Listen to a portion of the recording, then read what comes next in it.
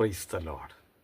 എല്ലാ പ്രിയപ്പെട്ടവർക്കും കർത്താവ് രക്ഷിതാവുമായ യേശു ക്രിസ്തുവിൻ്റെ നാമത്തിൽ ആശ്വാസനാദം എന്ന ആത്മിക ശുശ്രൂഷയുടെ 62ാമത്തെ എപ്പിസോഡിലേക്കുള്ള സ്വാഗതത്തെയും വന്ദനത്തെയും ഇത്തരണത്തിൽ അറിയിച്ചു കൊള്ളുകയാണ്.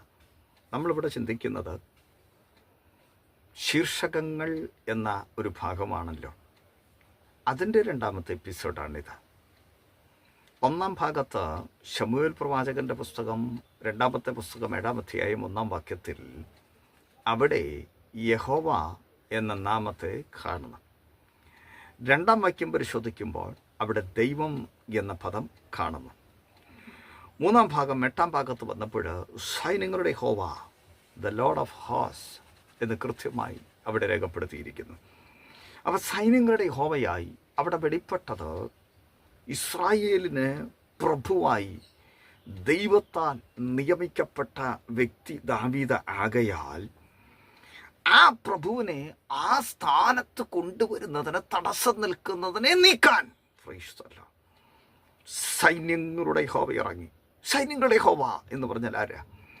യുദ്ധസമയത്ത് ആവശ്യമേറിയിരിക്കുന്ന ഒന്നാണ് സൈന്യമെന്ന് പറഞ്ഞാൽ. സൈന്യമില്ലാതെ യുദ്ധമില്ലെന്ന് നമുക്കറിയാം. അത് ആത്മീക നിലവാരത്തിലായാലും കാണത്തക്ക നിലവാരത്തിലായാലും ആത്മീക നിലവാരത്തിലായാലും സൈന്യം വേണം. നാം ദൈവത്തിൻ്റെ സൈന്യമാണ്. ദൈവത്തിന് സ്തോത്രം. ദൈവത്തിന് വേറെയും സൈന്യമുണ്ട്. അവിടുത്തെ ഇഷ്ടം ചെയ്യുന്ന അവിടുത്തെ ശുശ്രൂഷക്കാരായുള്ളവരെ യഹോവയെ വാഴ്ത്തുവിൻ. അപ്പോൾ ദൈവത്തിൻ്റെ സകല സൈന്യവുമേ ദൈവത്തെ വാഴ്ത്തുവിൻ. ദൈവത്തിന് സൈന്യമുണ്ട്, പിശാചിന് സൈന്യമുണ്ട്. നാമും ഒരർത്ഥത്തിൽ ദൈവത്തിൻ്റെ സൈന്യമാണ്. ക്രിസ്തു യേശുവിൻ്റെ നല്ല പഠനായി നീയും എന്നോട് കൂടെ കഷ്ടം സഹിക്കുക. നാമും സൈന്യത്തിൽപ്പെട്ട ആളുകളാണ്. അപ്പോൾ വാസ്തവത്തിൽ സൈന്യമില്ലാതെ യുദ്ധമില്ല. അപ്പം നമുക്കൊരു കഷ്ടം വരുമ്പോൾ ഒരു സൈന്യം ആവശ്യമാണ്. ഇന്ത്യക്ക് സൈന്യമില്ലേ? കരസേനയുണ്ട്, നാവികസേനയുണ്ട്, വ്യോമസേനയുണ്ട്. ദൈവത്തിന് സ്തോത്രം. അത് ഓരോ രാജ്യങ്ങൾക്കും അങ്ങനെ ഉണ്ടാകുമല്ലോ. സ്തോത്രം. ഓരോരുത്തർക്കും അവരവരുടേതായ സൈന്യമുണ്ട്. എൻ്റെ അറിവ് ശരിയാണെങ്കിൽ ഓസ്ട്രേലിയയിൽ പട്ടാളം ഉണ്ടായിരുന്നില്ലെന്ന് തോന്നുന്നു. സ്തോത്രം. അവിടെ പോലീസാണെന്നാണ് എൻ്റെ അറിവ്. ഇപ്പോഴുണ്ടോ എന്നെനിക്ക് അറിഞ്ഞുകൂടാ. ദൈവത്തിന് സ്തോത്രം. ഫ്രൈസല. എങ്കിലും പ്രിയമുള്ളവരെ, വാസ്തവത്തിൽ നമ്മളിവിടെ ചിന്തിക്കുന്നത് നമ്മുടെ മേലൊരു അധികാരം ദൈവം തന്നു. എന്താണ് അധികാരം? പ്രഭുവായിരിക്കണം. ആർക്ക് പ്രഭുവായിരിക്കണം?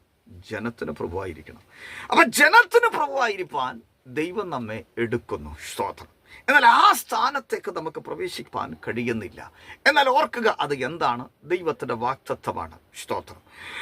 ആ സ്ഥാനത്തേക്ക് ദാവീദിനെ കൊണ്ടുവരണമെന്നുള്ളത് ദൈവത്തിൻ്റെ വാഗ്ദത്തമാണ്. അപ്പോൾ ആ വാഗ്ദത്ത നിവൃത്തീകരണത്തിന് എതിർ നിൽക്കുന്ന ശത്രു സൈന്യത്തിൻ്റെ പ്രവർത്തികൾ നമുക്കെതിരെ നിൽക്കുമ്പോൾ അതിനെ മുച്ചൂടെ മാറ്റി ആ സ്ഥാനത്ത് നമ്മെ അവരോധിപ്പാൻ ദൈവത്തിന് സ്തോത്രം.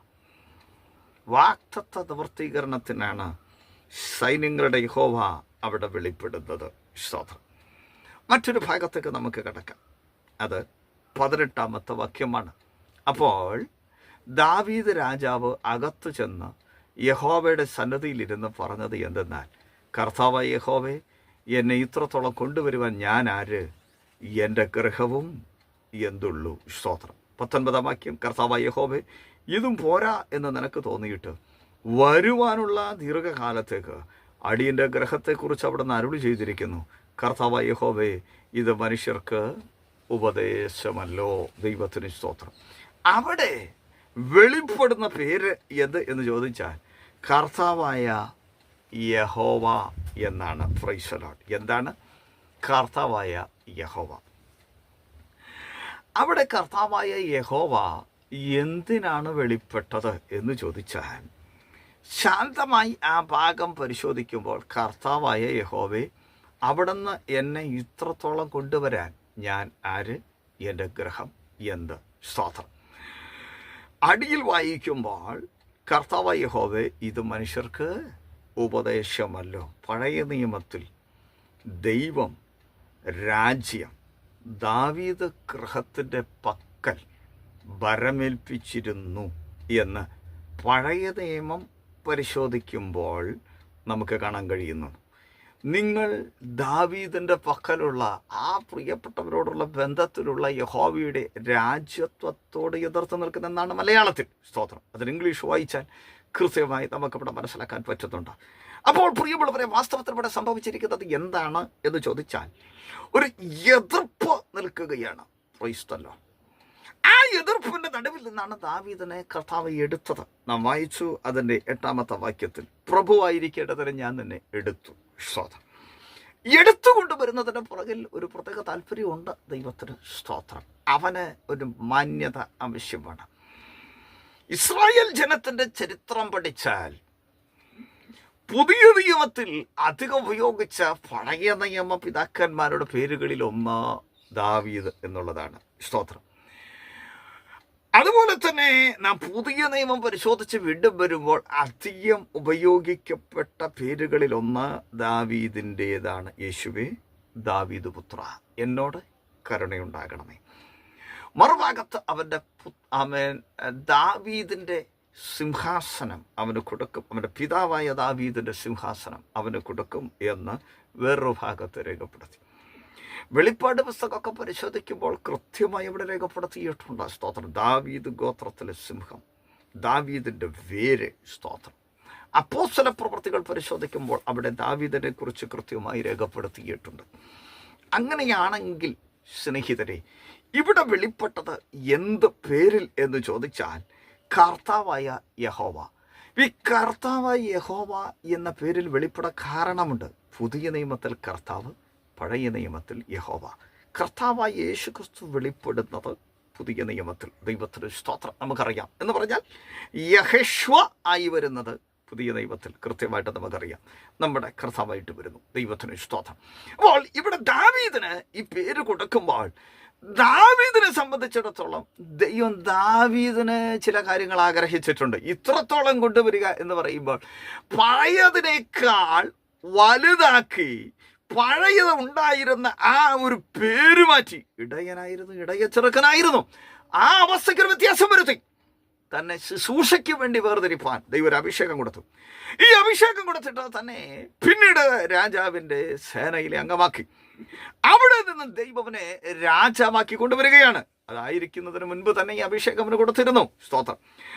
അപ്പോൾ ആ ഒരു അവസ്ഥയിലേക്ക് കൊണ്ടുവരുമ്പോൾ തന്നെ പദവിക്കൊരു വ്യത്യാസം വന്നു. നമ്മുടെ മലയാളത്തിൽ പറഞ്ഞാൽ തനിക്ക് നൽകിയ മഹത്വം അത് വെളിപ്പെടുവാൻ തടസ്സമായി നിൽക്കുന്നത് എന്ത്? അതിനെ മാറ്റാനായിട്ട് കർത്താവായ യഹോവയായി ദൈവം തമ്പുരാൻ അവിടെ വെളിപ്പെടുകയാണ്. ദൈവത്തിന് സ്തോത്രം. അങ്ങനെയാണെങ്കിൽ പ്രിയമുള്ളവരെ, ഇന്ന് ദൈവം നിങ്ങൾക്ക് നൽകിയ പദവികൾ അത് നിങ്ങളെ അതിൽ നിന്ന് തള്ളിയിടുവാൻ ആഗ്രഹിക്കുന്ന പൈശാചിക സേനകളുണ്ടോ? ദുഷ്ടന്റെ ആധിപത്യങ്ങളുണ്ടോ? അന്ധകാരത്തിന്റെ സേനകളുണ്ടോ? ആമേൻ. അതിൻ്റെ നടുവിൽ ആ പദവിയിൽ നിന്ന് നിങ്ങളെ തള്ളിയിടുവാൻ ദുഷ്ടനും അവൻ്റെ സാന്നിധ്യവും ശ്രമിക്കുമ്പോൾ അതിനെ മാറ്റിയിട്ട് നിങ്ങൾക്കൊരു ഉയർച്ച തരാൻ ശക്തനായ ദൈവം കർത്താവായ യഹോവ നിങ്ങളോട് കൂടെയുണ്ട് എന്ന് സ്നേഹത്തോടെ ഞാൻ ഓർമ്മപ്പെടുത്തുകയാണ്. ദൈവത്തിന് സ്തോത്രം. മറ്റൊരു ശീർഷകം കൂടെ ഞാൻ ഓർമ്മപ്പെടുത്തുന്നു. അത് 7-ാം അധ്യായം അതിൻ്റെ 27-ാമത്തെ വാക്യത്തിലാണ്. ഞാൻ നിനക്ക് ഒരു ഗൃഹം പണിയുമെന്ന് നീ അടിയന് വെളിപ്പെടുത്തിയത് കൊണ്ട് ഇസ്രായേലിൻ്റെ ദൈവമായ സൈന്യങ്ങളുടെ യഹോവേ, നിന്നോട് പ്രാർത്ഥന കഴിപ്പാൻ അടിയൻ ധൈര്യം പ്രാപിച്ചു. അവിടെ എന്താണ് രേഖപ്പെടുത്തിയിരിക്കുന്നത്? ഇസ്രായേലിൻ്റെ ദൈവമായ സൈന്യങ്ങളുടെ യഹോവ. നേരത്തെ നാം കേട്ടതിൽ കർത്താവ് എന്ന പദമൊഴികെ എല്ലാം അതിനകത്ത് രേഖപ്പെടുത്തിയിട്ടുണ്ട്. ഒന്നുകൂടെ വായിക്കുന്നു. ഇസ്രായേലിൻ്റെ ദൈവമായ സൈന്യങ്ങളുടെ യഹോവ.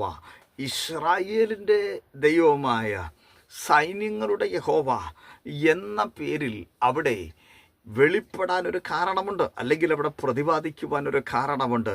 ആ വാക്യത്തിൽ തന്നെ എഴുതിയിട്ടുണ്ട്, ഞാൻ നിനക്ക് ഒരു ഗൃഹം പണിയുമെന്ന് നീ അടിയന് വെളിപ്പെടുത്തിയത് കൊണ്ട്. ഒരു ഗ്രഹത്തിൻ്റെ പണി നടക്കേണ്ടതുണ്ട് പ്രിയമുള്ളവരെ.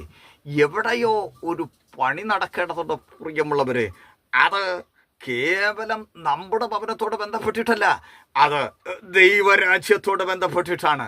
പക്ഷേ അത് നിങ്ങളുടെ ഭൗതിക ഗ്രഹത്തോട് ബന്ധപ്പെട്ട് ആകാം. Praise the Lord. എന്നാൽ ഇവിടെ പറയുന്നത് ആക്ഷരികമായ ഭവനത്തോട് ബന്ധപ്പെട്ട് മാത്രമല്ല, വരാനിരിക്കുന്ന മറ്റൊരു ഗ്രഹത്തെ കുറിച്ചും വെളിപ്പെടുത്തിക്കൊണ്ടാണ്. ദൈവത്തിന് സ്തോത്രം. ആ ഗ്രഹം ഏത് എന്ന് ചോദിച്ചാൽ പ്രത്യാശയുടെ സ്വീകാര്യം മുറുകെ പിടിച്ചുകൊണ്ടാൽ നാം തന്നെ അവിടുത്തെ ഭവനമാണ്. അങ്ങനെയാണെങ്കിൽ ഈ ഭവനത്തിൻ്റെ പണി, സഭ എന്ന സൗധത്തിൻ്റെ പണി, നിങ്ങളെ ഏൽപ്പിച്ച ആ പണി, നിങ്ങളെക്കുറിച്ച് ഭൗതികമായി ദൈവം ചിന്തിച്ച് ഏൽപ്പിച്ച ആ പണി, അത് നടക്കാൻ തടസ്സമായി നിൽക്കുന്ന പൈശാചിക സേനാ വ്യൂഹങ്ങൾ നിങ്ങൾക്ക് എതിരെ ഉണ്ടെങ്കിൽ അതിൻ്റെ നടുവിൽ വെളിപ്പെടാൻ ഈ ഒരു അവസ്ഥാവിശേഷത്തിന് മാത്രമേ പറ്റൂ. ഒന്നുകൂടെ പറഞ്ഞാൽ, ഇസ്രായേലിൻ്റെ ദൈവമായ സൈന്യങ്ങളുടെ യഹോവയ്ക്ക് മാത്രമേ പറ്റൂ. പ്രിയമുള്ളവരെ, വാസ്തവത്തിൽ നിങ്ങൾ ശ്രദ്ധിച്ചേ, ആമേൻ, ദാവീദിൻ്റെ ആ കുടുംബത്തിൽപ്പെട്ടയാളായിരുന്നു ശലോമോൻ. അക്ഷരാർത്ഥത്തിൽ തന്നെ കൊണ്ട് ആലയം പണിയിപ്പിച്ചു. ദൈവത്തിന് സ്തോത്രം. എന്നാൽ ശലോമോൻ പിന്നീട് ഒരകൽച്ച ദൈവത്തിങ്കിൽ നിന്ന് വന്നുപോയി എന്നുള്ളത് നാം മനസ്സിലാക്കുന്നു. എന്നാൽ അതിനേക്കാളെല്ലാം ഉപരിയായി കർത്താവ് നമ്മെ സ്നേഹിച്ചു, നമ്മെ വേർതിരിച്ചു. മോശ അവൻ ദൈവഭവനത്തിലൊക്കെ വിശ്വസ്തനായിരുന്നുവെങ്കിൽ നമ്മുടെ കർത്താവ് ഭവനത്തിന് അധികാരിയാണ്. അങ്ങനെയാണെങ്കിൽ പ്രിയമുള്ളവരെ, നമ്മുടെ വാഴ്ത്തപ്പെട്ട കർത്താവ് ഭവനത്തിന് അധികാരിയാണെങ്കിൽ നാം അവൻ്റെ ഭവനമെങ്കിൽ ദൈവത്തിന് സ്തോത്രം. അതിനെ ചേർക്കാൻ നമ്മുടെ കർത്താവ് വരാറായില്ലേ? സ്തോത്രം. ഈ ഭവനം മറ്റൊരു ഭവനത്തിലേക്ക് മാറ്റപ്പെടും. നാം ആകുന്ന ഭവനം, നാം ആകുന്ന ആലയം മറ്റൊരു ആലയത്തിലേക്ക് മാറ്റപ്പെടും. അത് എവിടേക്കെന്ന് ചോദിച്ചാൽ അത് പുതിയ യെരുശലേമിലേക്കാണ്. അത് പുതുവാന ഭൂമിയിലാണ് സംഭവിക്കുന്നത്. അതിനുവേണ്ടി കർത്താവ് നമ്മെ അനുഗ്രഹിക്കട്ടെ, സഹായിക്കട്ടെ എന്നോർപ്പിച്ച് വാക്കുകൾക്ക് ഞാൻ കുത്തിടുന്നു.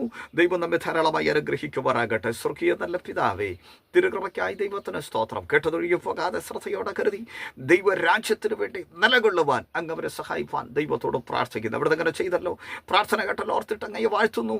യേശു ക്രിസ്തുവിന്റെ നാമത്തിൽ തന്നെ സ്വർഗീയ നല്ല പിതാവേ, ആമേൻ.